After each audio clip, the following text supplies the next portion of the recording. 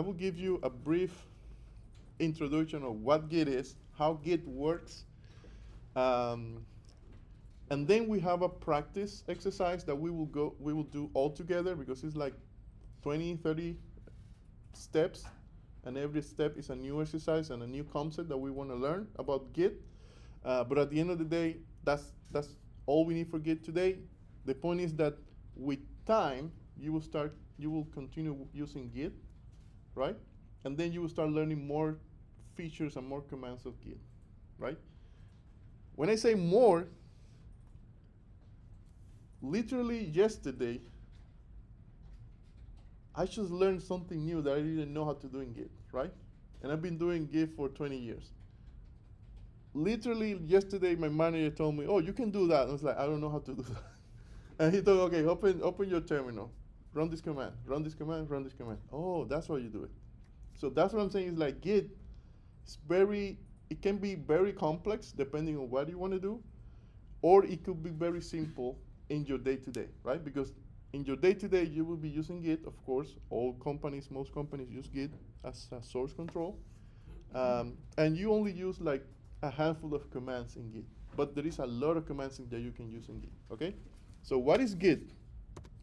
By the way, I don't know what Git means in the initials. Probably something, I don't know. You can Google up. But I know Git was created by Linus Torvalds, the same author of Linux, the operating system. So he was not happy with how source control, when I say source control, is all applications are composed of code, right? And that code, we call it source, the source of the code. So it's a bunch of files organized in a certain way, and all those files become your source, right? Now, when you're working by yourself, it's all simple because you have a folder in your laptop, and then you start modifying those files, and everything is okay. But as soon as you start working with someone else, right, then things get complicated. Because the thing is that you might be working in an area, and the other person might be working in another area, and then how you put your work together. Imagine two people working on the same Word document at the same time, right? In the same letter, the same document. It can get messy because sometimes you are editing an area and then the other person comes and edit the same area and overwrites what you did before, right? So to avoid these issues, software development for a long time has been using this source control. And source control, there is a lot of them, by the way. There's a lot of alternative. I think it's one of the first one, concurrent versioning system. Not like the pharmacy, actually like the concurrent versioning system. This was very old, but still some people use it. There is one called SVN, basically subversion. Of course, there is Git. I think before Git existed, Linux, the project, was using Subversion. Subversion is not a bad alternative. But the problem is that Linux grew up to have like thousands of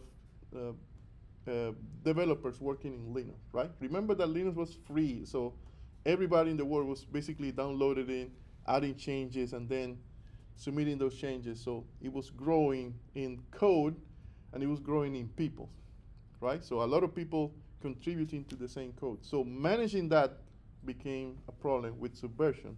So then Linux added Git, created Git. And then Git is really good for managing source or code when you have a lot of people working in that project. By the way, this Perforce, there's a bunch of them, like a lot of them. Most companies now use Git, right? And the way they use it is via GitHub. Remember, GitHub is not the only one, it's just one of the alternatives. By the way, GitHub was bought by Microsoft, I think, several years ago. So now GitHub is a Microsoft service. Okay, so how Git works. Let's see how that works. Cool. So the way Git works is that every time, so let's say you have a folder, right?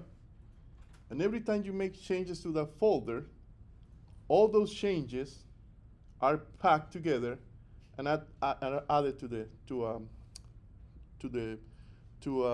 a data structure that basically tracks everything that changed in that folder. So let me explain again. We have a folder here. Let's say the folder is empty, right? So right now we don't have anything in our folder. As soon as we go to that folder and we create a new file, let's call this file index.html.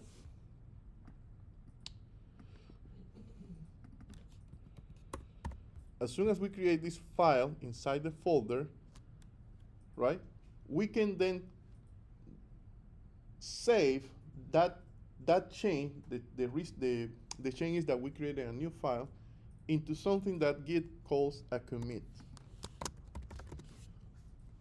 So a commit is the unit of change in a Git repo, right? When I say the unit of change, is that a Git repo, this is what we call a Git repo. Repo is short for repository, right? A Git repository, the only way that you can change a Git repository is by adding commits, right? So it starts with nothing, so no commits, there's nothing inside, and then as soon as you start adding commits, all those changes are piled together, and then you have your folder, right? Now, what I'm saying with this is that Git tracks all the changes in that folder. That means that you can go back, like for example, for a project like Linux, you can go back 20 years and you can see exactly what was the state of that project, right? You can see exactly what are the files and the content of those files. You can go back 10, well, maybe, I'm not sure that we still have that in history, but that's the way it works, right? Like right now in my company, I can go back 2 years ago and see the first change I made. And I see how the application looked back then, right? Because I can go back up to that point, see the status of the repository, and the status of the repository is basically what were the files at that time. Of course, after that, there were 2 years worth of changes, and those changes are basically commits. Every time someone adds a file, every time someone modifies a file or changes a file or creates a new file or changes even a comma in a file, right? That's a change. Everything is tracked. And that's the other thing. In a commit, you have files, you have new files, you have updates, like modifications to files, you have move files, right?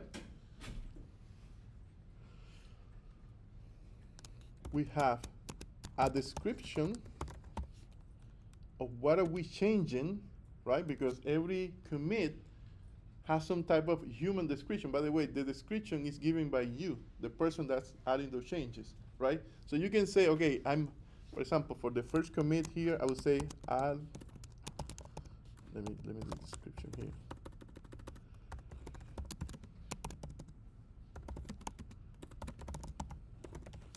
So this might be the description of my first commit. I'm adding an index.html. So the description is for you to read, right? The human, the developers. So you can read it and say, oh, this commit just adds an index.html. And here in new files, I would say, well, I have a new index.html file.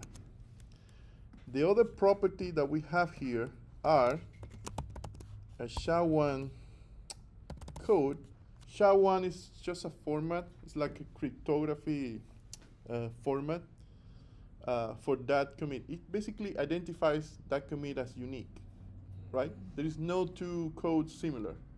So in a single repository, actually not a single repository, in the whole GitHub universe, there is no two SHA-1 code similar. right? They are unique at that point, right? So they are not two the same. It could be from all the code from every project in GitHub. No two of these codes can be repeated. The other thing that we have is the author, is the date, and some other metadata that we don't care much, but these two are particularly important, author and date. It's actually date time. What I'm trying to say with this is that there is no way to fake it with Git, right? When you say, oh, boss, I was, I did the work and then I submitted last night, and then, but you haven't done it, and then you did it right there at the last minute, your boss will know it because he can go to the Git commit and see that you submitted that at that data, and you cannot fake it, right? And he knows that it's you. So there is no way to. There is actually something called Git blame. That's the other thing. It's like Git blame is in a single file, you can see who made what change, right? So everything in Git is tracked, everything. Like this structure will give you everything. It will give you who changed the file, when he changed the file, what was the change. Like if you change a comma, you can see who made that change, right? The other thing I'm trying to, like the extension of this, like the funny extension of this is like, try to never put an image of yourself into a Git repo because it will stay there forever, right? You cannot delete it, literally. Whatever you put in a Git repo, it stays there forever. Because remember, a Git commit, the only way to change that folder, that Git repository, is via commits. And you pile commits one on the top of the other. So commits are basically piled like this. You have a base commit, let's say your first commit, and then you have another commit, and you have another, and you have another, and then of course every commit knows which one is the last, right? Oh, by the way, this is 2, this is 3, this is 4. And that last commit is the current state of the Git repository. So if you add a file here, let's say you added index.html here, right? And then in this commit, you modify the index. You modify. And then in this commit, you added my pic in Cancun.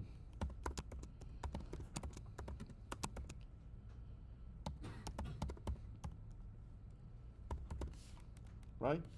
And you by mistake submitted that to the Git repo, and you say, oh my God, I just posted myself in Cancun where I should be working, right? And then you come in the next commit and you try to delete my pic in Cancun. That file's still there.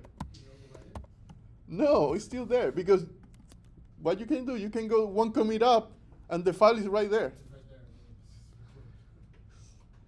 You see where I'm going? It's like there is no way to delete. Well, I mean, you can delete it. So in that version, the last version, there is no file. So if you're lucky, nobody will see it.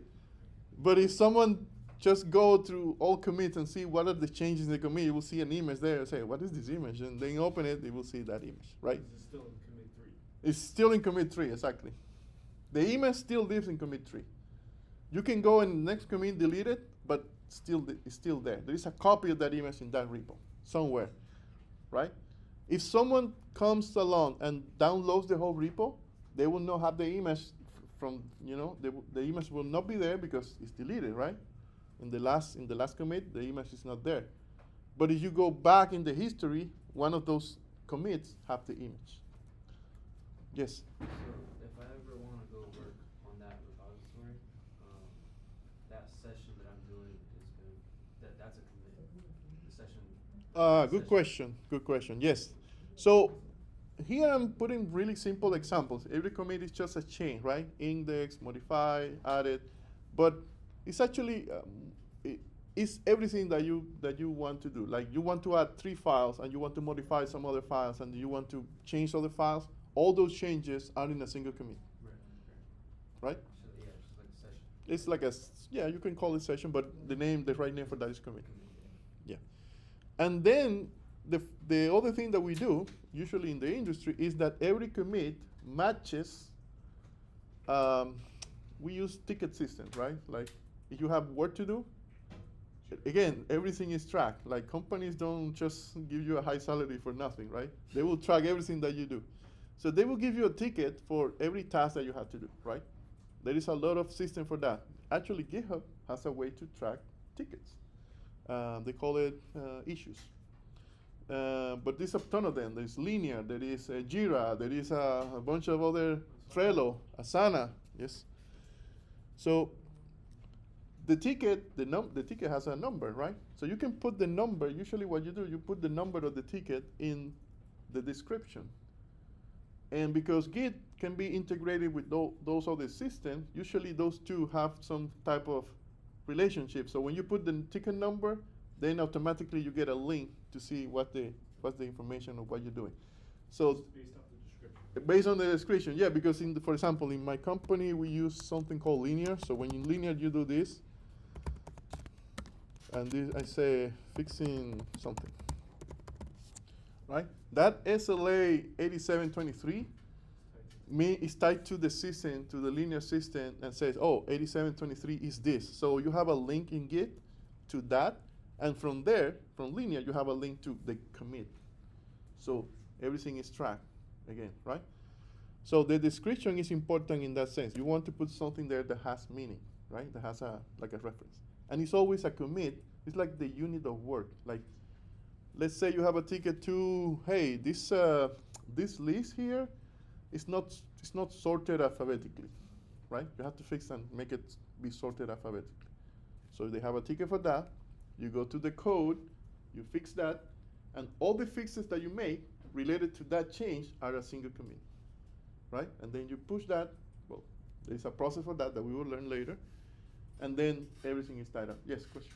So, do you have to do it every time, or can you just do it once, and once that ticket is mapped to? No, it's automatically. You don't have to do anything. So I'm saying you do it that one time with the description, right? Yeah. When you commit when you send the commit, you have to put a description. But let's say you do more, you push Good. more commits. Good or a good different question. commit to sync. You don't have to do that. Yeah. Right? You have to put a description for every commit. I usually put that description in the first one, and if I have to put more commits because the change that I made is not okay, or have some things that I still have to fix, then I will probably put the same description or something similar. Okay. But we will learn later that there is something called a pull request, and a pull request is something. It's like a set of commits that you can create. It could be one or many, and those set of commits also have a description, right? And that's actually the change that gets added to the main repo. We will see it now how that works. But yeah, it's all. What I'm trying to say here is that everything is done in commits, right? All the work that you do is added to a commit and then sent to the main repo. So everybody in the project has a copy of the repository. So you have, and that's the beauty of Git. I can have a copy, you can have a copy, everybody can have a copy. Actually, when you open code spaces, right? You've been using code spaces for now. Every time you open code spaces, the first thing that code spaces does when you open a project in code spaces is to make a copy of that repository in the virtual machine of code spaces, right? And if you go to a code space and in that code space you run the git command, you will see all the information there. There is a very simple command, it's git log. If you run that command, it will tell you all the commits in that repository, right? Cool. So question. What's the recommendation for the commit? You have to make it at the end of the day, or? Good. No, I mean, depends on the task, right? You have like simple tasks that you can do in 2 hours, 1 hour, or even faster. You can just send that and start working on the next, right? So it's not like you start working. If you finish the task, you can make Yeah, exactly. That's the point. It's like for every task, you make one commit or a set of commits, and then you send those, and then you move to the next task. I was making comic like every 2 minutes. Yeah, yeah. Actually, no, that's the the first time I used it. depends on what are you doing, but yeah. Just change the color of the background. But, Well, depends. Yeah, yeah. I get your point. Got it. Okay, so we had the branch. We had the commit. Sorry. Okay. So questions. Yes. Okay, so for example, I'm on a Windows, the Windows 11. As far git commit and all those commands work on PowerShell and on a Linux terminal. Yes. Go. So git is a command that you can run in the terminal. I'm not sure that Windows machine do they have. Yeah, because I just downloaded VS Code. I got it up and running. Oh, okay. I connected to my GitHub account, and I'm used to because I have a Mac. For years I've always just never had to even bother about I always had a Linux or Mhm. a Linux terminal because of Mac. But now I'm like, oh, wait a second, this is. Yeah, they probably have in This is PowerShell. PowerShell. If you run the regular command, the regular prompt in Windows, maybe it doesn't have Git, or if you have to install it, right? Well, I think you would probably have to install Linux for Windows, which is the WSL. Something. I tried doing that, but it's asking for Yeah, guys, permission. Yeah. for the administration. Yeah, we are not going to run Git in those computers. We're going to use code spaces or the practice that we're going to do today, Okay. right? Cool. So any other questions before I move on? No. Let's move this a little bit faster. So let's go to 4 Geeks. And let's find today's project. Today's practice, sorry. And that practice is about Git. So we can go.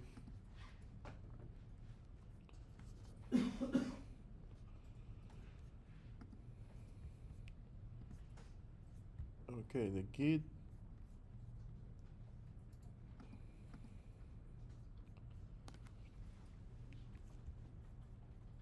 There you go. So that's the interactive tutorial. Let's go there to the interactive tutorial. It will open something like this. Let me know when you open it. You see on the left all these lessons. is that the reading portion or the practical? It's in the read. The first link that you have there is like a tutorial. Let's use the tutorial because I think it will be faster than me explaining the whole thing. Cool. Everybody ready? We good? So, of course, we need to create a new Git repository, right? And the command for that is git init. Init. So write it down and hit enter. Git init.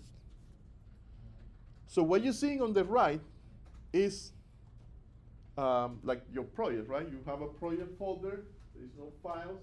We will learn what this stage section means and then this commit section, right? So right now we're just in a folder called My Project that doesn't have any files in it. And inside that folder, we're going to initialize a Git repository. Okay? Oops. So the first command that we have is git init, hit enter. And now we have a repository. Now the first thing that you will notice for a folder to be a Git repository is that folder that was created there, the .git, right?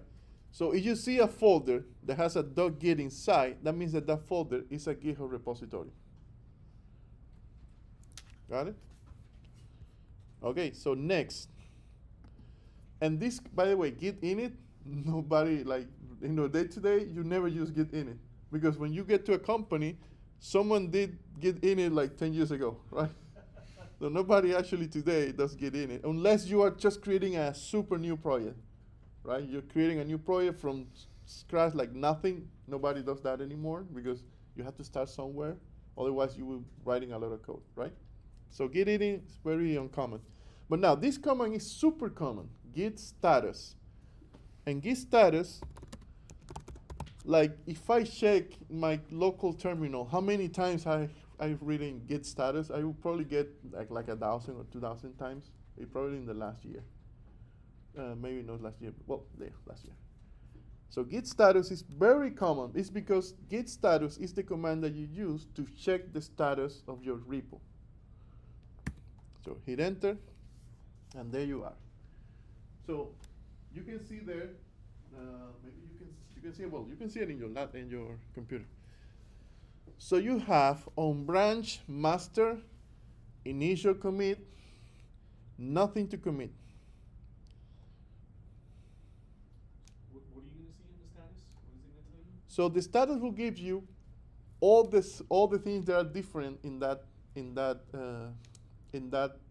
repository. So you make a change, right? You git status, and it will tell you this file was changed, or this file is new, or this file was moved. Does it do it by branch or by file?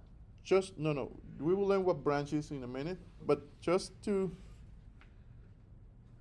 so everything that you have in that folder that is new, that is modified, that it was moved, it will tell you this is changed, right? So that's why it's saying nothing to commit, because nothing is changed. At this point, we just created, we had a empty repository, and we do git status, nothing. There's nothing there, right? We will learn what branch is in a minute, right? So don't pay too much attention to that. By the way, master. So let me explain what branches are just for a second, because so branch is the tree, right? Like every commit has a previous commit, right? And we just start piling them up. That thing is a branch. Now the default branch, like the branch that everybody takes their information from, used to be called master, right? And I say used to be because right now, because social issues, I guess, someone decided, hey, master is kind of like a messy word, and it is, right? Because master slave, it's like the same as black and white, or black list, white list, right? White black is the bad thing and white is the good thing, right? So that type of thing. So there was a whole movement around rephrasing some of these concepts, and GitHub, actually the GitHub organization said, okay, master is a problematic word, so let's change it for something less conflictive. So main was the word chosen for that. So you will see a lot of documentation saying, oh, this is the master branch, and still people in the industry call it master, but right now it's main branch, right? So the main branch is where all the code is located. So everybody gets from that main branch. By the way, you see master. If you see master there, is because this is an old. And when I say old, it's probably 3 years old, because this was like recently, like 2 years ago. Cool. So that's why it says master. By the way, if you go to Git and you create a new repo, let me do that. So if I go and create a folder, my project.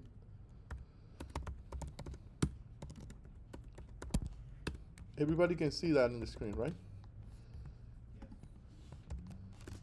Okay, so if I do git init here, actually, Git doesn't care about.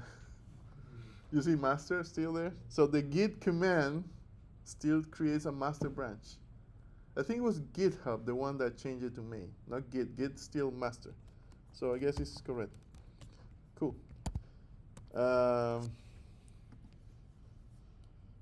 Okay, so next step.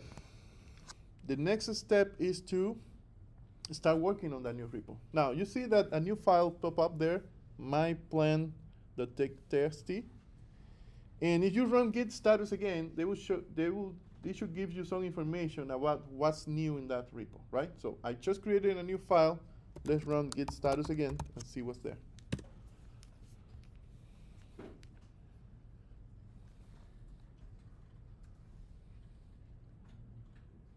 So you will see a section called on track files.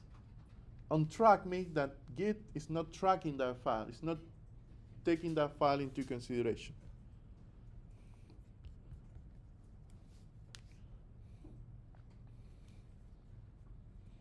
So there is nothing to commit, and we will learn why it says there is nothing to commit, but there are on-track files in that repo. So on-track files basically mean files that are there, but Git is not taking, it's new. It's basically new. Okay, so now we're going to add that file to the Git repo to start tracking that file. So every time we modify that file, we can see the changes.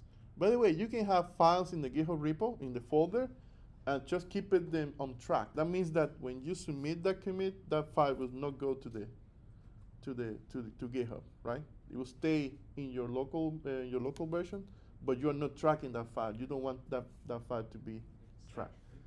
Sorry? Stash? Extension, is it the same thing? No, it's a different thing.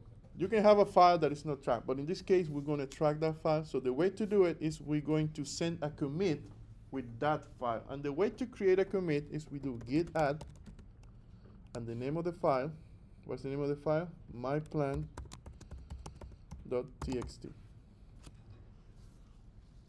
So the command that we're running now is git add. So far we have git init, git status, and now we have git add. So with git add, we add files that are not tracked, and we add them to a staging area. And we will learn what the staging area is. Staging area is basically all the files that we want to add to a commit, we can put it in that staging area, right? So every time we do git add a file, so we can say file, we are adding that file to the staging area. So when we do a commit, all the things that are in the staging area are part of that commit, right? Make sense? So right now, when we do git add myplan.txt, you see that now it says, well done, myplan.txt has been staged. And you see that the stage area has that myplan.txt. If you run git status again, you will see that there is a file in the staging area here.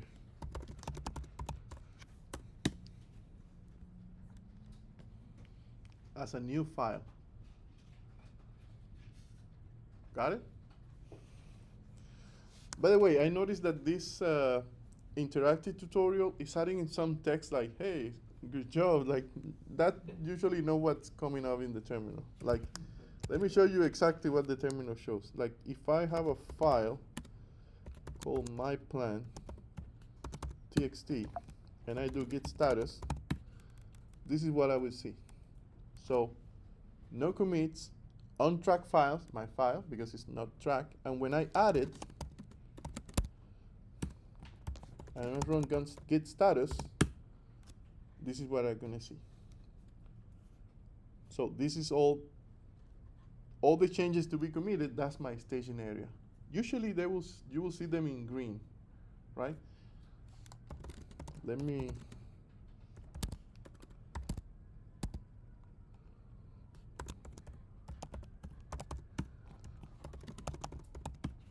So red means no staging, just on track, or a change that you modify, or a new file, etc.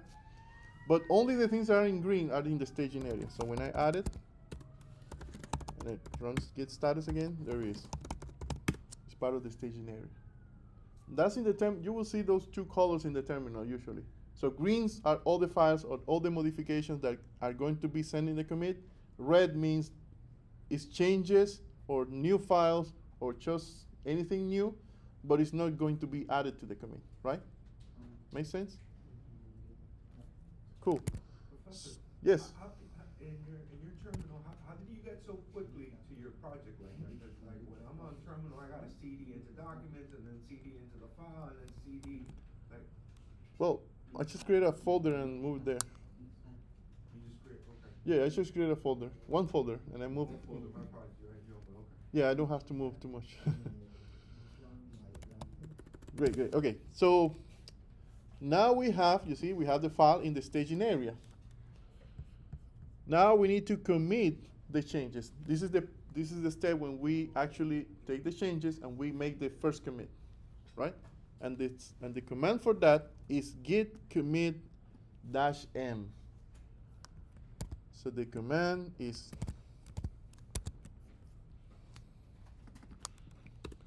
git commit dash M. Dash M means the message, the description of that commit, right? And then you have to put quotations. Quotation, that's the name of the symbol? Quotations. So quotations, this is my first commit. The reason behind the quotations is because you want to put like a description that has spaces inside. The only way to put spaces in the terminal is putting quotations, so it will know that the whole thing is a single string, a single message, right? That's why you put quotation. If you only want to say new commit, like a single word, you don't need quotations because there is no space there. But if you want to do new commit, space commit, then you have to put quotations. So by default, you always put quotations because that's what makes sense, right? And it could be double or single, whatever you prefer. So this is my first commit, something like that, right? Git commit dash M. Okay, so, and you see that the description that we want here is this, added my plan.txt. So what would be the command here? Git commit dash M. Git commit, commit dash M, quotations, added my plan.txt. And I close the quotation. Got it? I will do it in my terminal. Git status, git commit dash M, added my plan.txt. There you go.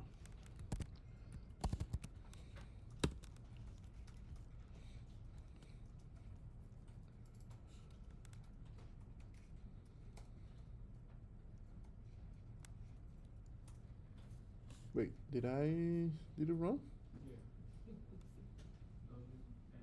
I did go WM. Added, wait, maybe my plan, did the same thing happen for you, or do you have the? Yes, 'cause you have, I think maybe you have to put a space. You between do the have to and put a the space. quotation. Between Okay, this is the tutorial. That's the tutorial doing his thing. But you see that I did it in the terminal, and actually this is the way I do it, like all the time. I don't put. I always put a space. Yeah, it should work. I mean, that works. Like if you do it like this, it also works. Okay. I'm used to do it like this. That's what I. So funny. Like check this out. Like let me show you. Wait. Commit dash N. You see? Oh, I use single quotes, by the way. So you see, this is me sending a bunch of commits. Most of these are from this week. But I don't put the space. Okay, so with the space then, git commit dash M space added my plan.txt. Okay, that works. Cool. So now we have our first commit. Right? So now that file, that repo, okay, yeah, I already have the commit. So right now, you see in the commit section, in the stage section, there is nothing staged because after you send a commit, everything gets clear, and all those changes are added to that commit. And you see that you have commits here. And you can see here that this commit has like a code, probably not the same for all of you, or it's the same? It's the same? Yeah. So this tutorial is really messed up. Like it's not even, like it should be different, right? Because if this is a real Git, it will show a different, like let me git log. You see, this is mine. By the way, those, those are 7 characters, maybe 7, yeah, are usually the first 7 in this long thing. This is the SHA code that I was talking about before, right? It's different for every commit. In Git, I mean, it's not easy to read like the whole thing, so they only put the first 7, so you can immediately see, oh, it's the same commit, it's not the same commit, because even with 7, it should be very different, right? So yeah, there is.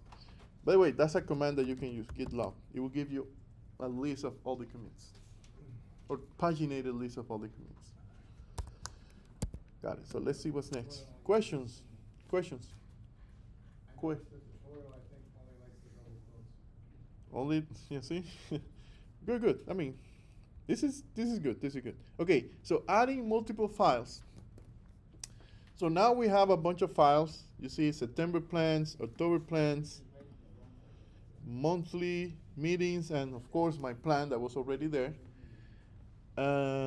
We need to add them all, right? So there is a way to add multiple files. Type the command git add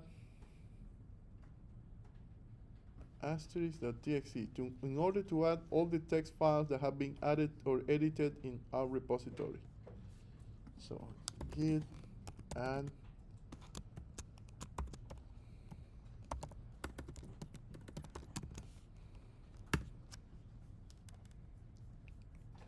So check the staging area now. So the staging area has September plans, October plans, and the monthly meeting, right?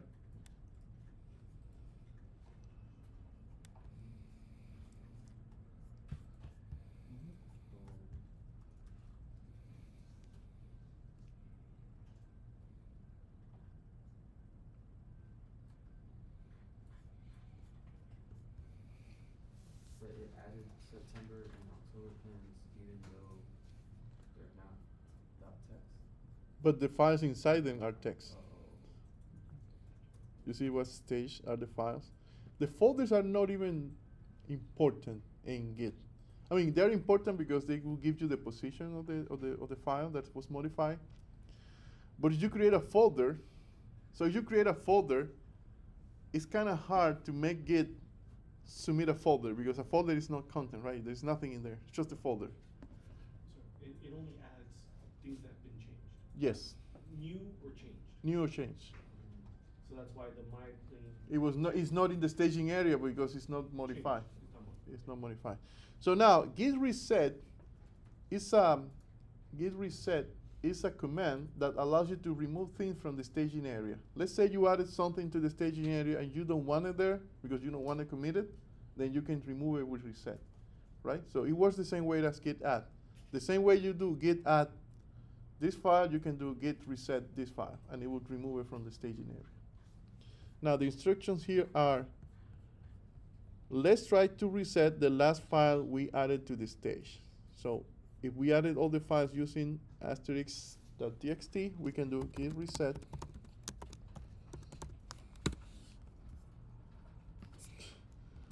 It's intentionally expecting exactly. Oh wait.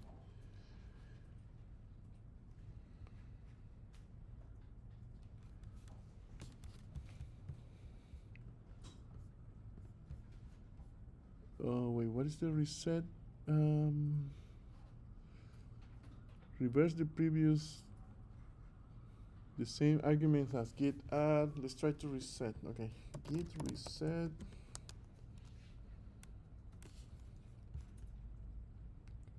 It's just git reset. Just git reset. Yeah.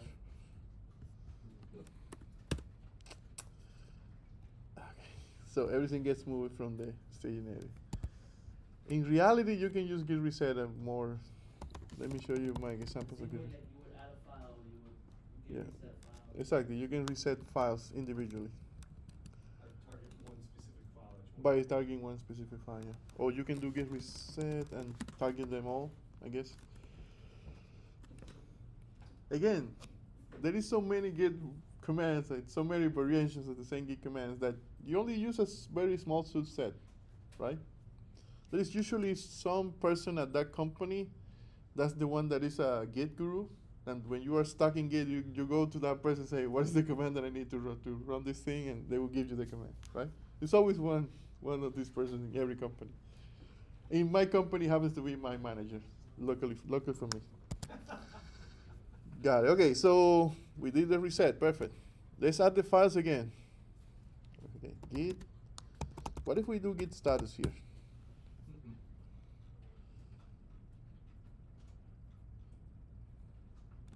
Okay, so git add. You just press the up button. Yeah, it's just very oriented to. I think this tutorial should be a little bit more permissive. Okay, we added all the files again. And I guess we need to do a commit. So it added them to the root Sorry? on the staging? Yeah, it will add all the files to the staging area. And then we now can create another commit. So git commit with this description.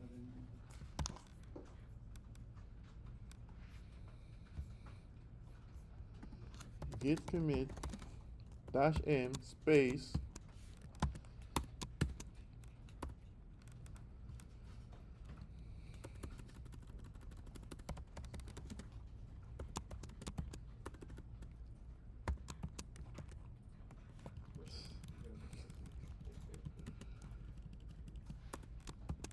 let's see.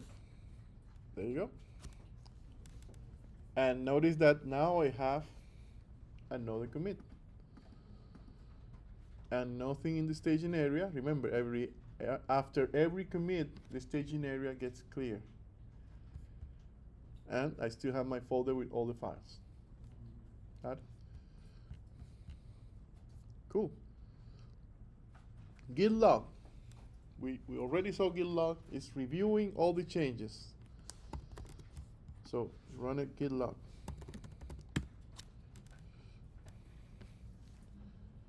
And notice there the commits, the hash of the commit.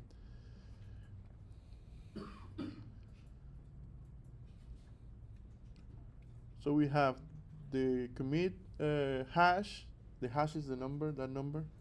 We have the author. In this case, it's for Git student. We have the date and the message that we use, the description that we use for that commit. And it will show them from last to from the most recent first, right? So it's like this is the last, and the other one, the other one, the other. Okay, questions before I move to the next. Nothing? It's okay. So the point is that you see the dynamic, right? You have a repo with files. Every time you make changes, you start working. You spend an hour working on your postcard, your HTML page, and after an hour, you made a lot of changes to the index file, and you made a new style sheet. Well, maybe not a style sheet because we were using Bootstrap. Maybe you added some JavaScript to do some crazy thing in the page, right? So you have changes, pages, code that you added to some other pages.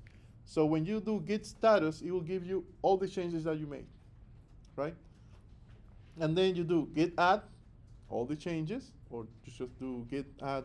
By the way, when I want to basically say everything that is new, just put it in the stage, I use a version of the git add that is like this. With a dot, that means just put everything. The point with dot is that it will only add things that are in the current folder, right? So if I have multiple folders, then you want to use something like this, -a. That means go crazy and everything that is changed in this folder, no matter what hierarchy, like it could be in a folder, in a folder, in a folder, and then the file, everything will get added to that staging area. And then I can commit all those changes. So that's a different version of git add. Instead of manually adding every file, you can say git add -a, capital A, and it will add everything that is new or changed into the staging, right? Straight away. And then I do a commit with all the changes that I made. Oh, this git commit -m, modify the index page to have better design, right? That's what you did in those changes. And that's the dynamic with Git. Let me say, in the most basic thing, right? It's just making changes, adding to the stage, send the commit. Changes, stage, commit. Changes, stage, commit. That's it. Right? Questions? No questions? Okay, so now things will get a little bit more complicated because the thing is that we have services like GitHub, right? So far we were working locally. But usually we work with a repository where the main repository is in the cloud. So what happens is that Git is a distribute source control. When I say distribute, that means that we can have a repo here, and then I can have my own copy, but someone can have a copy of my copy, right? And then some other people has another copy, and then that other person might have branches, right? So everything gets distributed. Oh, actually the arrow should be in the opposite direction.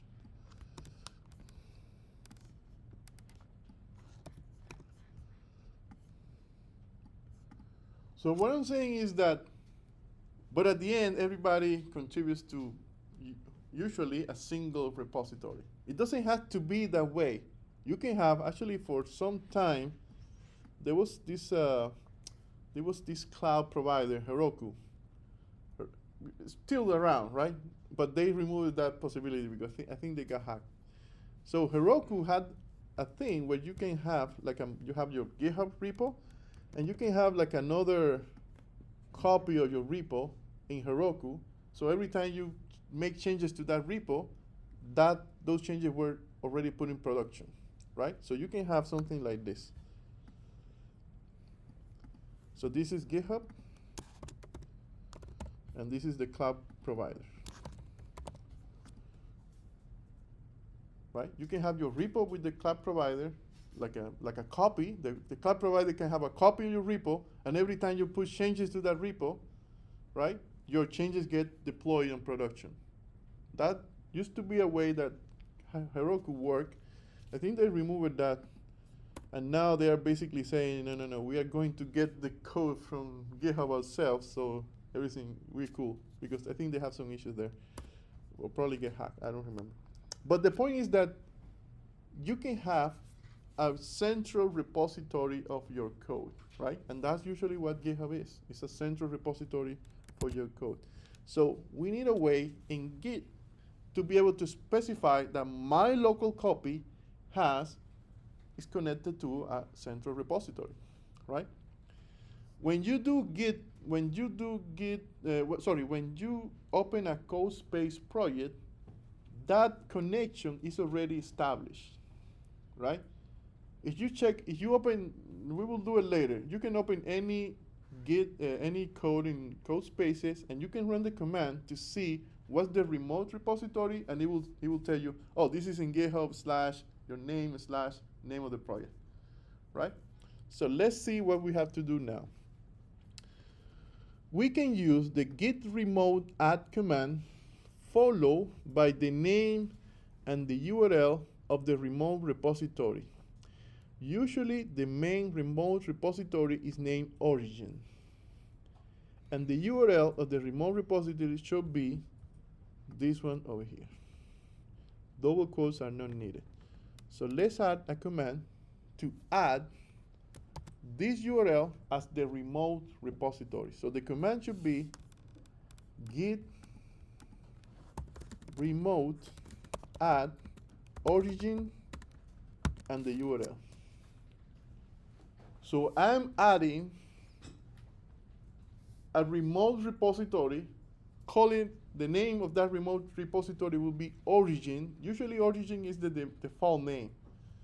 You can put whatever name you want, and actually that was the way Heroku worked. Like you can do git remote add Heroku and the Heroku URL, and then you can start pushing stuff to Heroku, right? Right now we are only using origin. Hit enter, and there you go. So now our repo is connected to a remote repository. In this case, in GitHub. It could be Local repo. my local repo. It's connected to that remote repo. That doesn't mean that you have permission on that remote repo, by the way. It's just connected. As soon as you try to push code to there, they might tell you, hey, you don't have permission to add code to this repo, right? That might be the case. Yeah, question. You have a question? Wait, so what does origin mean again? Origin is just a name for the name of the, like, let me explain it with this. Like, let's say this is your local, repo, right? Let me just leave one. So this is local. So this is the repo that you have a copy in your computer. But you want that repo to be stored in the cloud, right?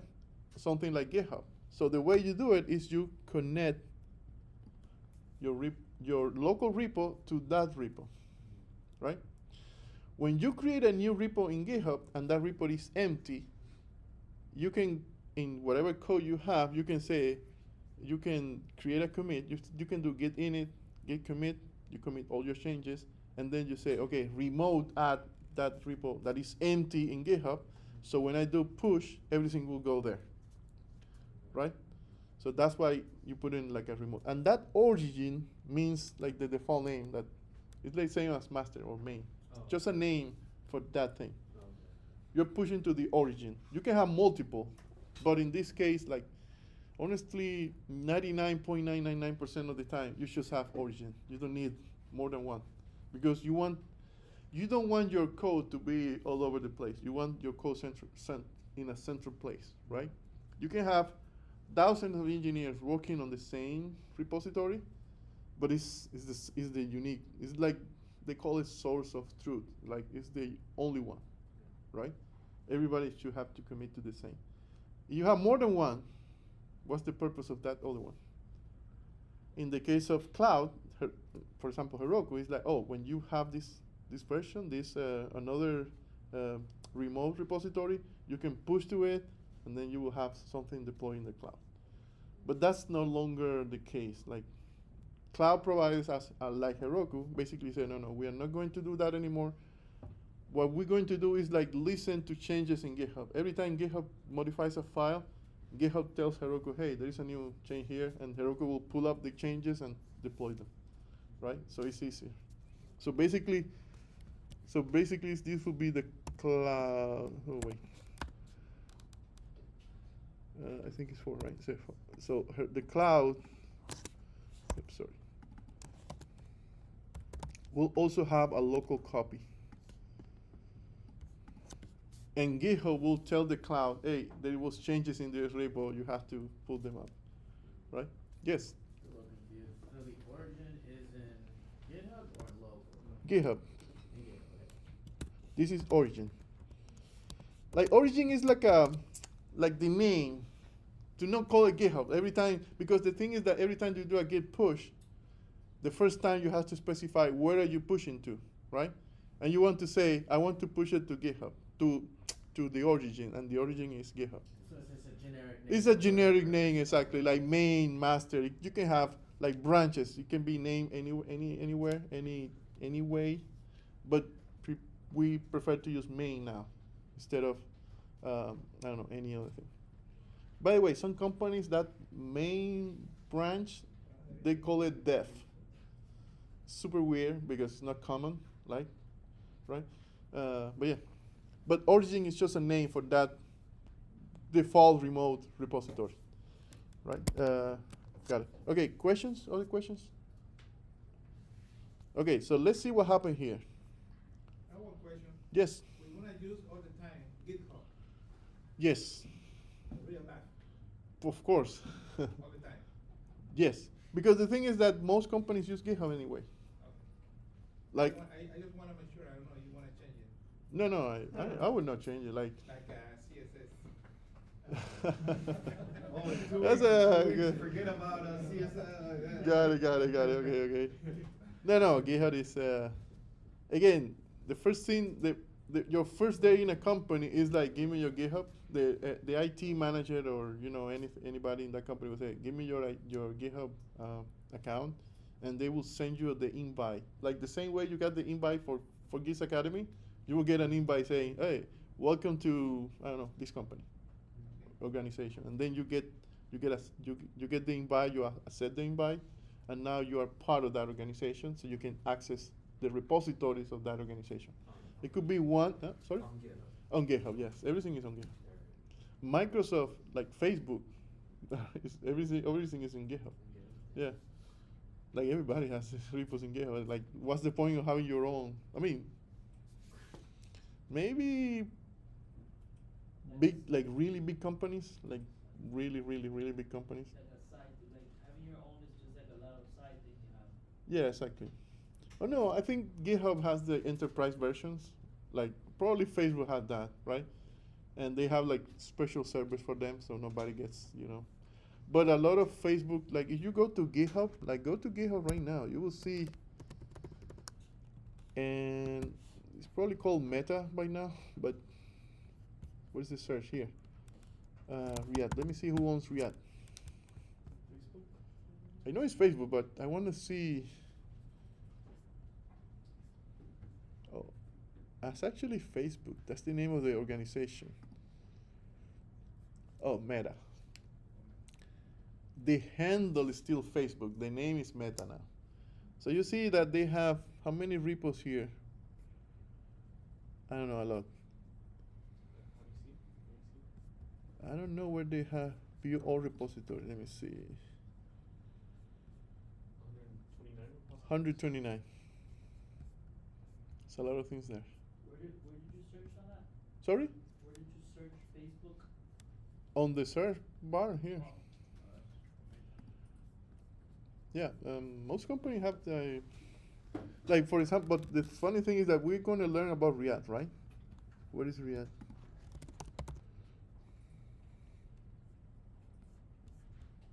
There you go. So this is the code for React, and React is the library that we will learn later in the program for web development, like create web applications. Notice something interesting. React only has, I mean, it's really old, by the way, and it only has 16,000 commits, right? So they only took 16,000 changes. I mean, there could be small changes or big changes. I'm not saying they are small, right? But after 6,000 changes, they have React. And of course, there will be 1,000 changes more until at the end of the year. But this is good because you can see the history of everything that happens on React, right? You can go years back and see exactly what was the state of React at that point in time. You see the actual file that was changed there? Yeah, you can see, like for example, It's not like hidden or no. This change, for example, we will open code that we will not understand, but again, it's fine. So this change, this was changed. You see, the red ones are deletions, and the green ones are additions. Who made the change? This person. Was yesterday. And the guy is like React Core at Facebook. He, him. He, him, yeah. I mean, it's Facebook. You know, when you work at Facebook, you have to get used to that. I guess, I don't know. I never worked at Facebook. They have very good engineers, that's for sure. Okay, so there you go. So everything is tracked. Like you can go years behind it. You can make it private though, right? If you wanted to. Yeah, you can make it private, but React is not private, it's public because everybody can contribute to it. The same way you can find like Bootstrap, you can find it here.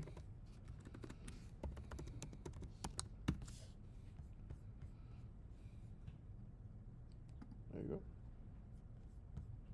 There's Bootstrap. Oh wow, Bootstrap 22,000 changes. I guess CSS is really hard, right? It's harder than JavaScript. So yeah, let's see what was the last change in Bootstrap. That's kind of crazy that you can see all that though. Yeah, but it's real. So this person, they was yesterday, well, 16 hours ago, he changed, well, I don't know who is it, but yeah, this was changed. and you can see the description of the commit says docs cleanup example.html. So he was just doing a cleanup task in that They're file. different files. Yeah, it's just one file change. Oh, one file. Yeah, Just so one they file. show one. Yeah. So you can see the split. The split is like this was before and this is after. Makes a little bit more sense. Yeah. But that's because that guy works for Bootstrap. Yes. Well, you don't know he's a guy. Or There's no he, that him there. that No, person. but the other thing is that he's from Greece. You see? He works for Bootstrap or he's a volunteer? Is it an open source? Ah, good source question. project? Good question. He's a member. He's a member of Yeah. Bootstrap. That's the whole thing. That's the amazing thing about the internet. It's like 60% is open source. It's a bunch of volunteers fixing all that. Yeah, code. that's true. And Microsoft and Apple building on top of it, making a ton of money off of them. Yeah, that's true. That's also true. By the way, in React, there was a person, actually the maintainer, the main maintainer now, he was not part of Facebook when he started contributing to React. And he got so good at it that the Facebook team was Right. like, hey, you know what, just like come over and like very famous guy in React world. Like everybody knows who that guy is. But he was not part of the original team. It's like he was, he was really, I would say, passionate about React, and then he would do a lot of things, and then the team was like, oh, okay, come to work with us. Cool. So what's next? We do a git push. So push is the process of, or the command that we use to all the changes, all the commits that we have in our local copy, push them to the remote copy, to the remote repo, right? And it will only push the new commits. They will not push everything, only the new things. So you made a set of commits, and then you do git push. Only those commits will be pushed.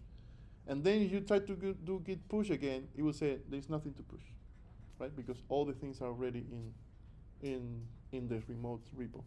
So let's try to do that right now. So git push dash u followed by the name of the remote repository. Remember, that's origin. And name of the local branch that we want to push. So the command will be git push dash u space origin space master. Right? So git push dash u origin master. The name of the local Remote, and then the branch that I want to push. branch. Whatever you name the branch. If you had named it something else. No, the branch, usually the default branch name is master or main, depending on what repo you're using. But yeah, that's the way you push it. You can have multiple local branch with different names. We will learn about branching in a minute. So you can push any branch to the remote repo. And I will confess something. This is the first time I see that command explained. To be honest, like I always, like I do it automatically. And now I understand why. Origin master. I now understand it like a little bit better. But I just assume it's like git push dash u origin master or origin main or origin my branch name. So I would not even write it myself. I would let git, when you try to do a git push without parameters, git will tell you, hey, you have to do it with these parameters, and I will copy that and send it. So now I know. And now you know. Okay, so push it. And that's it. Question about git push. Questions? No? No questions. Okay. Cool. So what we did here was to send, let's say we have some commits here. 1 commit, 2 commits. And this was number 1, and this was number 2.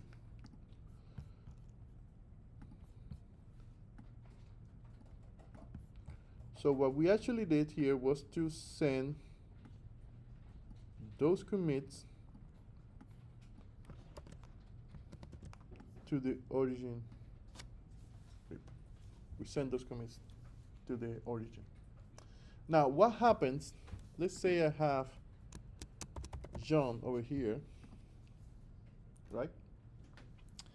So in my local version, in my local copy, I created some changes. I did some modifications to the page or to the app, perfect, and I send the changes to Git, right? To GitHub, sorry, with Git push. So there were two commits in the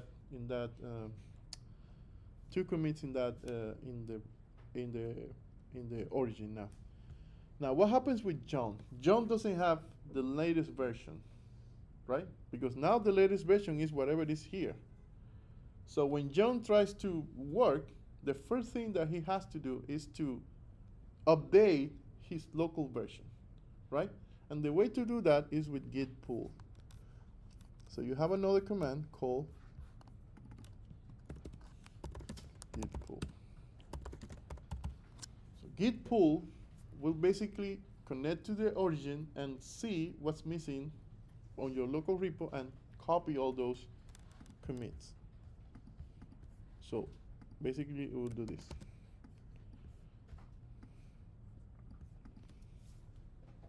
Got it? Make sense? Cool.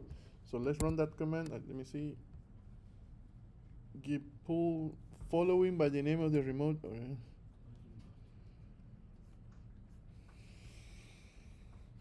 git pull origin master.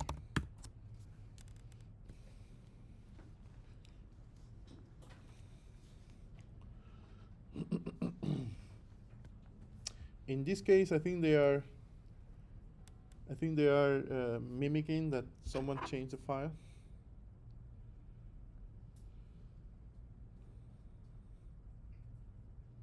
Right?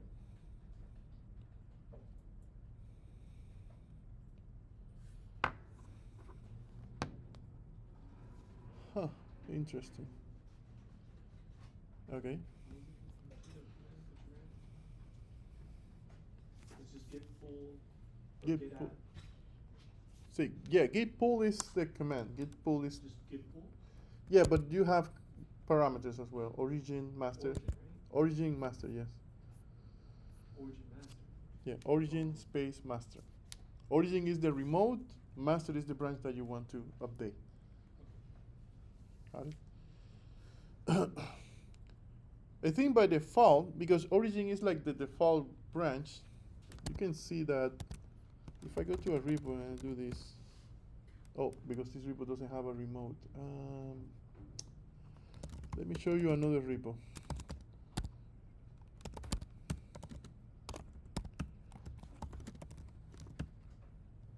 So you see git remote right now says origin, right? So this is the default. That means that when I do git pull, I don't have to specify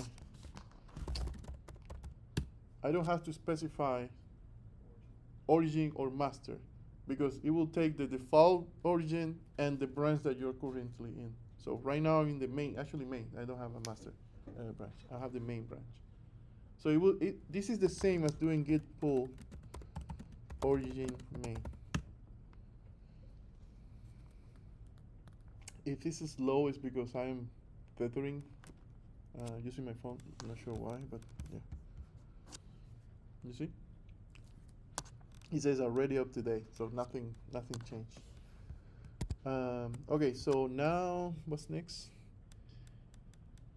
Okay, so git diff, that's another command.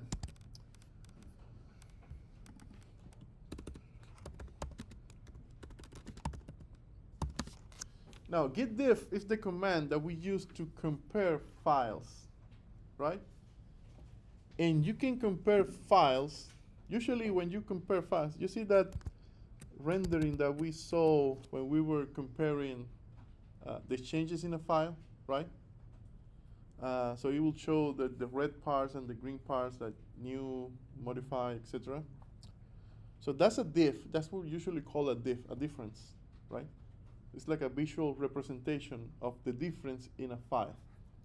Now you can run that command in the terminal as well, right? Let's say I change, let me see what the files I have here. Okay, I have a file called app.txt, tsx. And I can change, let me just change one thing here. Let's call it here, dashboard. So notice that I'm just making a word change in a file, right? Now, if I do git diff,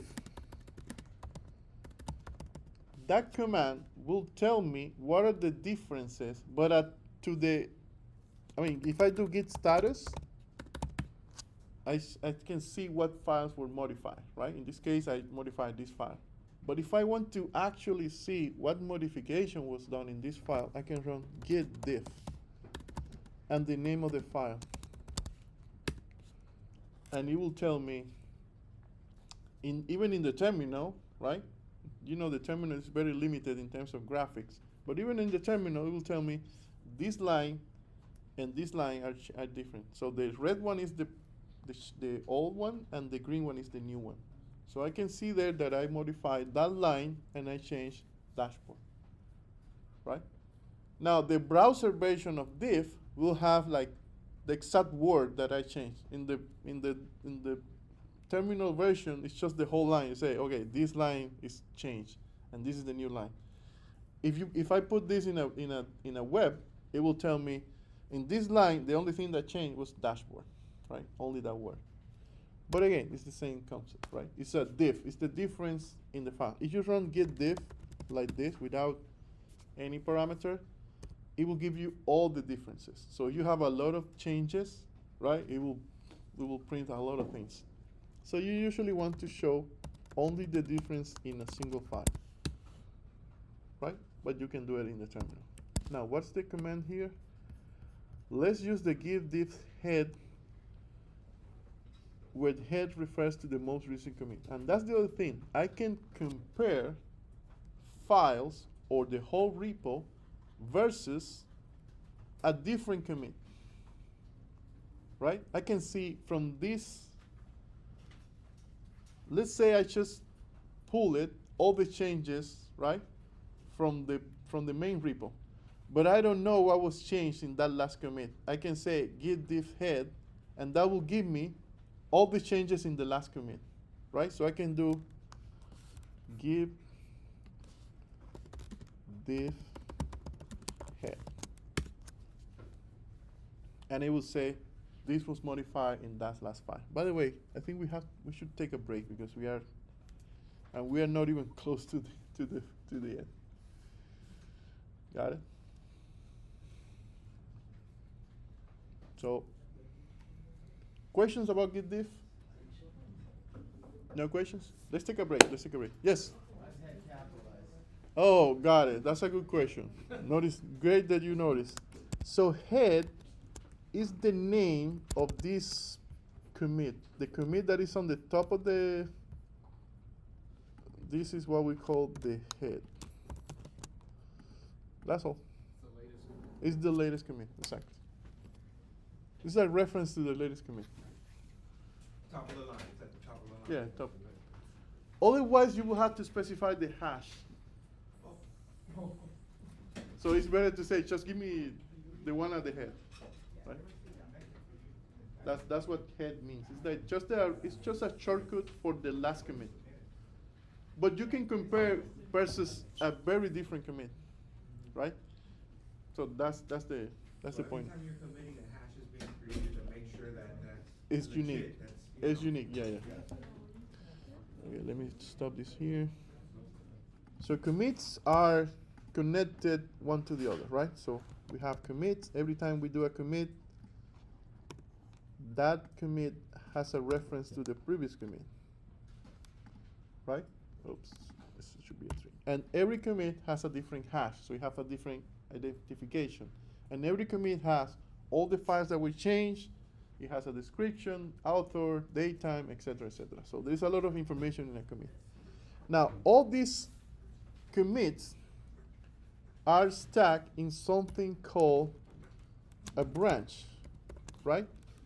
So that's one branch. Now the main branch is what we call main, usually main or master.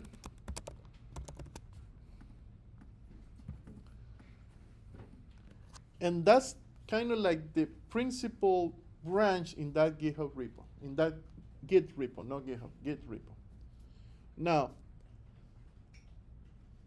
you can have multiple branches, right? And let me explain why are we using and how we're using it. Let's say you have more commits here. 4. Now, the last commit in that branch is what we call the head commit. So the head commit is always, it's like the head of the branch, right? It's like the last one in that branch. It's just a reference, by the way. If we add another commit, then the head will be that new commit. Okay? So the head is always the last commit in that branch.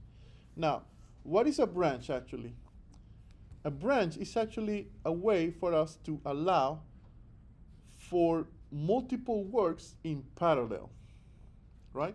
So let's say at this point, right, I just arrived to the office and this is the last commit from yesterday. Some engineer pushed that commit and that commit does some changes in the page, in the app that we're working. But I need to start working something, but I don't want to be interrupted by new commits that might be popping up in that main branch, right? So I want to be able to work without interruptions from other engineers. So I need to work in parallel to those other engineers. So what I'm going to do is to create my own branch.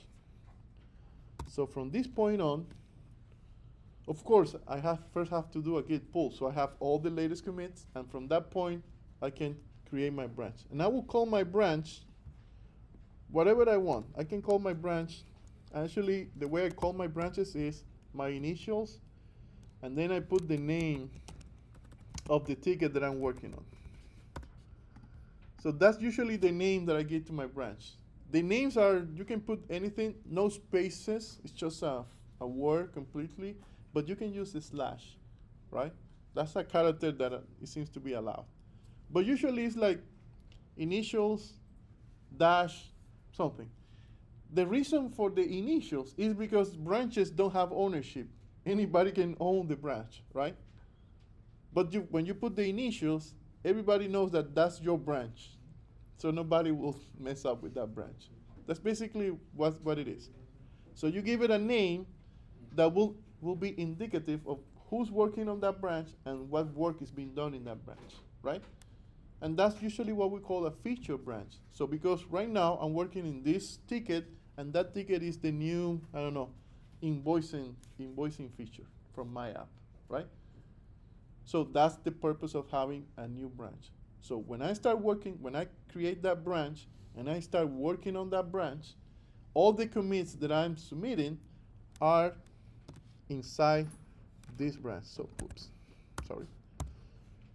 So, what I'm doing? Okay, this. So all the commits, let's call it not 5, but let's call it B1. Yeah, B1. I know, it's just a name, it's just a number. It doesn't matter. So B2, wait, let me.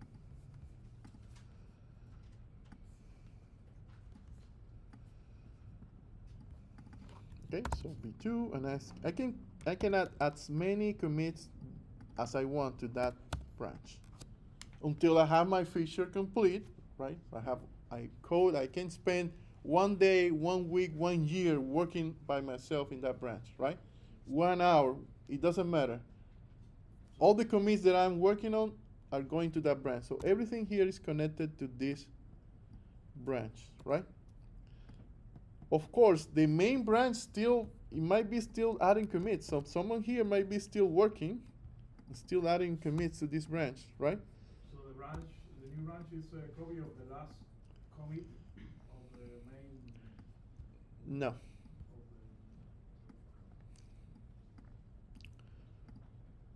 if this new commit, I mean, you can start I'm just moving the head because remember the head is just the last commit, right? So if I add a commit, the head should move to that one. If I add another one, add another commit, this will be number 6, then again the head will be moved here, right? So head is always the last commit. By the way, all branches have a head, right? That means that my branch also have a head. And then question. Yes. Well, not question. Once you're done completing or finalizing your branch, that head will be the one that will go into the. We get there. We get there. We get there. It gets interesting. But the point is, the main branch still, all the engineers still pushing their code to that main branch, right? Because work doesn't stop. So they're still adding commits to that main branch. So the main branch is still growing with new changes. Now, the question that I want to ask you is, if someone comes in this commit and changes something, let's say all buttons now are green in the page, or no, all buttons are rounded in the page.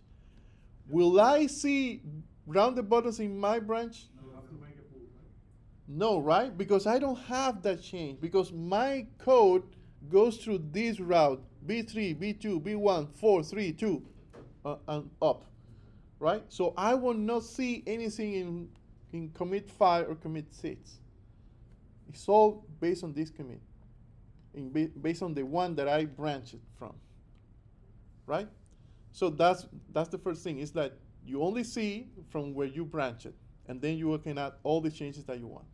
Now the point of doing this is so I can work in parallel without this without obstruction. Now the point, well, that's one of the points. The second one is once I finish, I should be able to take all my commits and send it to the main branch, right? And for that, in GitHub, there is something called a pull request. Okay? So a pull request is basically the process of asking for permission, right? It's a GitHub thing, it's not a Git thing. The Git thing is to merge it. But in GitHub, you need to ask permission to merge your branch with the main branch, right? So right here, I say, okay, I want to send all this here. And I will mark it differently just to signal that I want to make a pull request. So this is what we call a pull request into the main branch. By the way, it's into the main branch. It doesn't matter the point, because if people start keep adding commits, when I merge it, it will be merged after the last commit, right? It will not be merged right there in the middle. No, it will be merged at the end, correct? So that pull request, in terms of organization, right, in your company, that means that when you finish your work and you push all your code to that branch in GitHub, you have to ask for permission. And basically what you do is create a pull request, and in terms of organization, you share that pull request with your peers, right? Usually companies have this type of methodology where you have to review other people's work, right? So you take that pull request and you share it with the other engineers in your team, and you ask, hey, can you check it? Can you review it?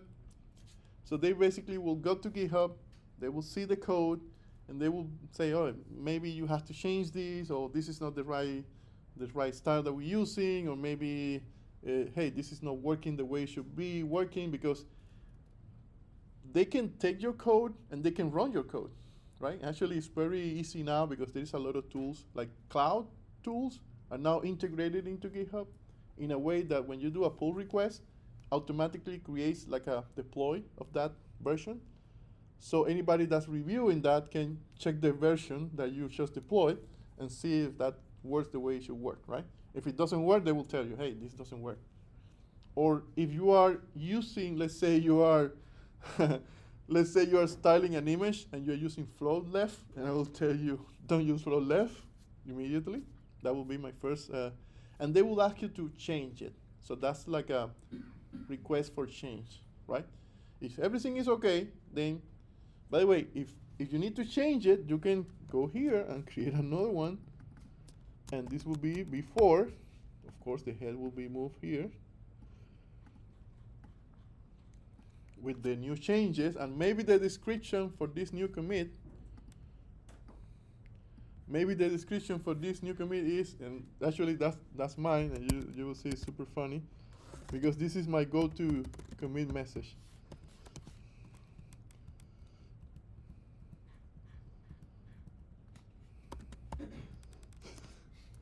That's my fixes from review. Someone made a review, and I have to change stuff, and then I made the changes. I send a commit, and that commit message, usually for me, is fixes from review, right? So I know that that commit only have changes that were requested to me, right? And I have a lot of them, by the way.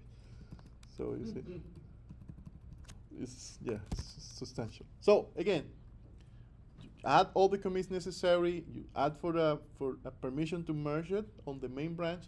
Once you get that permission, like people say, okay, approve, right? Once the other engineers. By the way, in GitHub you can set that nobody can merge in the main branch if they don't have a pull request that is approved by someone that is not you, right? You cannot approve your own pull request, right? Someone else have to approve them. And sometimes you can make it even more strict. Like you can make, like you need two approvals. Like I never seen that before, but that's something that you can do.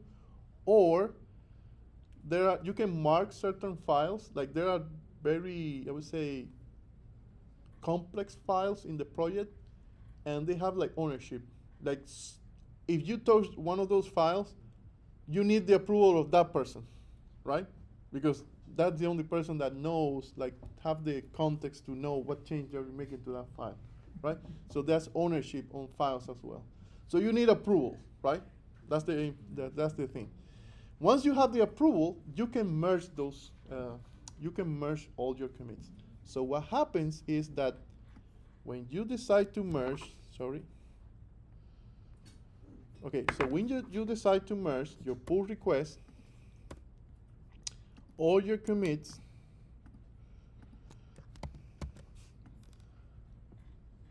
boom, are copied in the main branch. Of course, the head goes here.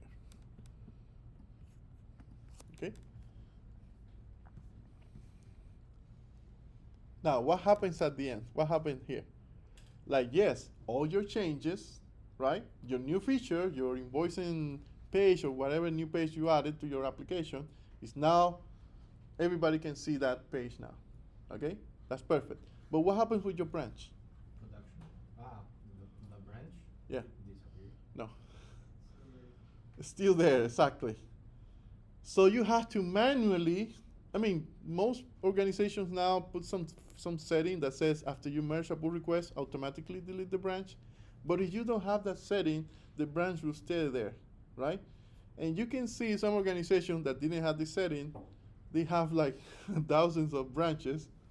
Like, if you have like a graphic view of that tree, it will be like a root, right? Like a long root, like the main branch, and then a bunch of things popping up from there, right? And those are the feature branches that people were working and then merged, right?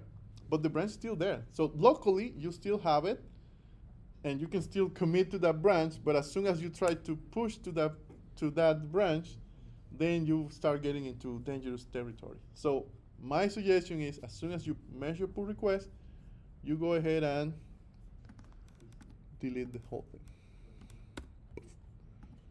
Because your work is already done, right? You don't need to keep it. It's already there.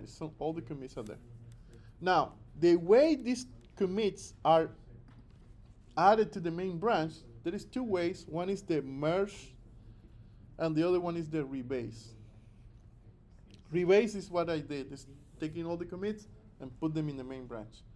Merge is that they create a new commit and they say, okay, all these commits are coming from this other commit, and they make a mess there. So rebase is the way to go. And there is another variant of the rebase, give me a second, called the squash rebase. And squash basically takes all your commits, instead of put them all different, because remember, this might be the fixes from review, right? That's not very, see you on Monday. So this might be not that great, right? Because now I have a commit over here that says fixes from review, but it doesn't have too much context. So there is a way to force, before you merge all the commits, to squash them. Squash means put them all together in a single commit. So right now, instead of having all these commits, I will have only one with all my changes and with a better description. So it's cleaner, right? It's like, oh, this commit is for this ticket, etc., etc., etc. Of course, the head will be there, right? So everything is cleaner. That was an example of squash. And a rebase That's is just a squash rebase. squash rebase or is it squash? Squash rebase. Same thing. Yeah. If rebase is just take all. Imagine that you work on a feature for a week. Usually a week is a good, like if you were spending more than a week in a feature, then you have to split it. But let's say you work for a week in a feature. Every time you end up the day, you might want to commit everything that you have, because every time you commit, especially to a branch, a new version of that gets deployed, right? So you can see how the thing is going, and your manager see the progress. You see where I'm going? So it's good to commit regularly, but after a week, you will probably have like 10 commits. If you take those 10 commits that probably don't have a good description, they are like, sometimes you put just fixes from review, or you put like A or hello or whatever, right? Adding an index HTML or changing the typo or fixing a typo. That's not good for the history. So when you put that in a pull request and you merge it, before you merge it, you squash them all, so it's a single commit, and you put that single commit in the main branch. That's what squash rebase means. If you just do rebase, it will take all your 10 commits, 15 commits, 20 commits, and put them in the main branch. And when you see the main branch, it's like, what happened here, right? Because it's a lot of changes with descriptions that are not intuitive. They were for you, where you were working, but in the main branch, they don't make sense, right? And the other thing is that when you see the commit history, it really gets messy, right? It gets really messy. So if you check most open source projects, they do that squash rebase, because they don't want like weird commits, like nobody knows what they're doing, right? They want commits that have a lot of descriptions. They have probably, they can have 100 changes of code, doesn't matter. But a single commit will have everything, right? Questions? Right. What I was thinking was, when the whole point of the whole reviewing that they do is because I don't know if it's happened in the past, but they've actually gotten that commit, let's say, put it into the main ones, Mm-hmm. and then it's have problems with the ones that they did before. Oh, I see. Those are Is that why they conflicts. review? Is that the whole point of the No, reviewing? that's not the point of review. First, you cannot merge into the main branch if there is conflicts. You have to resolve the conflicts first. Conflicts is you're working from a branch, right? From a point in the branch. And then the file that you modify, someone came up and modified the same file, right? So now you cannot merge in the main branch, because those two files your change and their change will conflict. So you have to fix the conflict first. There is a way to resolve that. That's called rebase. You have to take the main branch, rebase it in your branch. That means all the changes, like if you split at a certain point, everything that comes after, you want to put that in your branch as well. And that's called rebase. And when you rebase, the first thing that you have to do is resolve the conflicts. Resolve the conflicts is saying, okay, this is the code. What version are you keeping? They will show you a difference, and we'll say, this is your change. This is their change. Which one do you keep in? They change. Okay, keeping the change, right? So once you resolve all the difference, then your branch will be compatible with the main branch, so you can merge. With conflicts, you cannot merge, right?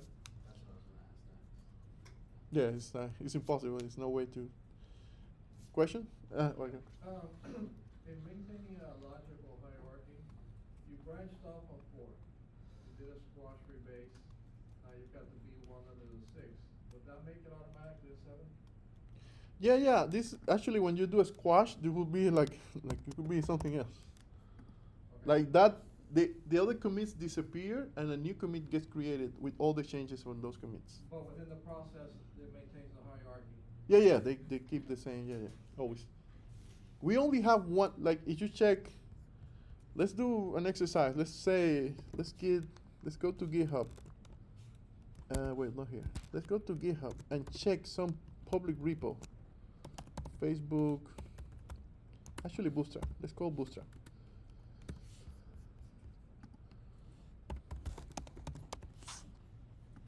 So the Bootstrap repo, I'm pretty sure they have several branches already created there. You see, those are the branches, main branch, but it's a bunch of them.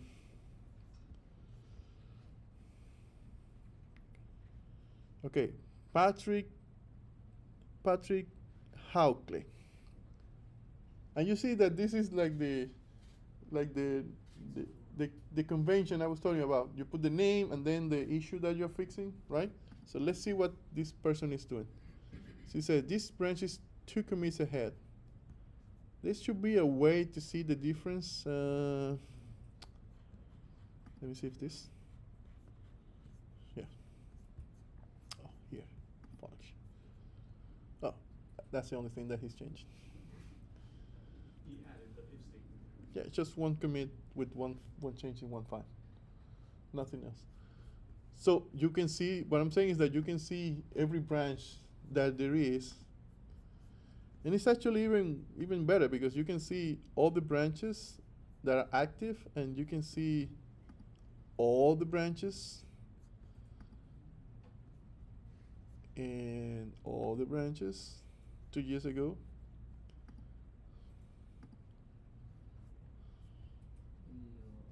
Interesting that they don't delete the branches. Professor, who decides like what individual fixes what? Is it like just like Good Are question. you sending stuff out to people, or Good is there question. just like Good a question. ticket system It's where- different. It's different in a public, in like an open source repository. It's different than in a company. In a company, everything is very organized, right? You have tickets. You get assigned at the beginning of the week. Actually, I got assigned this week today, so I have my work layout for next week, right? So I know what tickets I have pending, and I just go and fix those issues, right? Or build new stuff. In a project, in an open source project, it's a little bit different because it depends on the interest of every person, right? So you are using Bootstrap and you're seeing that it doesn't work well in certain browser. You want to fix that. You can go fix it and submit the pull request to the maintainers, and the maintainers decide if your code is good, they will approve it. If not, they will just reject it, right? That's the other thing. Pull requests can be rejected as well. You can approve it, request changes, just reject it, right? Rejected basically means this will not be merged. It's not deleted, it's just rejected. There's nothing you can do about it. Got it? Questions? Let's work on projects. I think that's good enough for Git for now. It's a lot. So work on projects. Let's work on projects. But remember, usually what day-to-day work, and actually, before we go to projects, let's do one more thing. I had a code space here, right? And this code space is for a project that I started but never ended, and it only has one page. So let's make a change here, and let's see what will be the dynamic of pushing that code, because you have to do this every day when you're working in your projects. Let's give it a minute. Okay, this is the project. Now, the first thing I want to do here is to add Bootstrap to this project. It's just an index.html page that doesn't have anything in it, right? But I want to add Bootstrap to this project. How do I do that? Right? Wow. Yeah, but where I get the link? Bootstrap webpage. Yeah, exactly. I go to the Bootstrap webpage, Bootstrap 5, and I go to the introduction and I copy the link for the CSS in the head and the link for the JavaScript bundle in the body. And now my page has Bootstrap, right? So to run it, remember, you can go to the README, run this command. By the way, this is only for this template, right? This template doesn't have it just have a server that you can run with Python. You run it, and now you should have a page that has Bootstrap installed. There you go. Oh, give me 1 second, sorry. We already installed Bootstrap in this project, right? Now, I made changes to this project. And I want to push these changes to GitHub. What are the steps? First one is to set the origin. That's already set. Okay, so get that. Okay, the first step is git status. Oh. And why is git status? Because you want to see what's changed, right? Git status, and it will tell you this was modified, the index.html. Now, I know this is the file that I want to commit. What's the next step? Git add. Git add Dash m.